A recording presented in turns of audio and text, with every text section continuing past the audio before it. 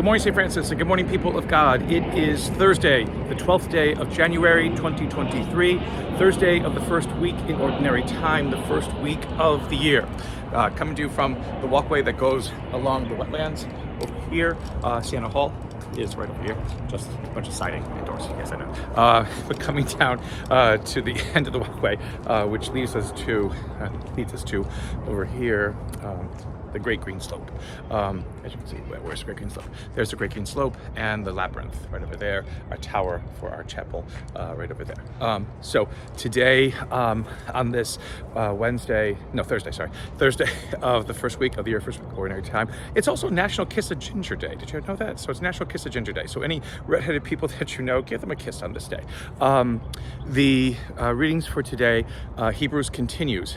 Basically simply tells people not to have a hardened heart, or not to have a heart that is filled with malice, or a heart that is filled with evil intents or hatreds, bitterness, jealousy, those kinds of things.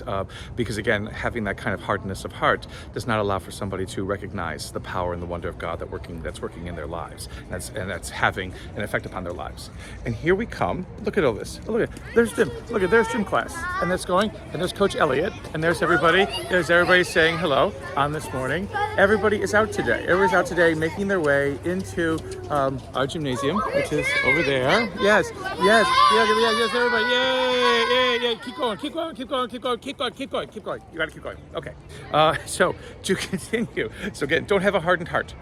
It's difficult to do because so many things sometimes get in the way, and we want to keep sometimes the jealousies and the hatreds and the bitternesses that carried our life. But again, what does it do us in the end? It prevents God from being able to work wonders in our lives, and to us to be able to heal perhaps and move beyond them. So good advice from the letter to the Hebrews. Again, all of this coming because God knows how we feel. God knows what we experience. God knows what is our struggles and our challenges, because again, God became one like us in Christ, and that makes everything different in our relationship with God and our understanding of the ability to God to truly understand us. Mark's gospel continues. Again, I forgot to say on Tuesday, that we move to Mark's Gospel always as the beginning of our winter ordinary time, the beginning of the new year. It's the civil new year, because Mark traditionally understood to be the first gospel, the earliest gospel that was written, and so we always hear from Mark at the beginning of a new ordinary time, a new year.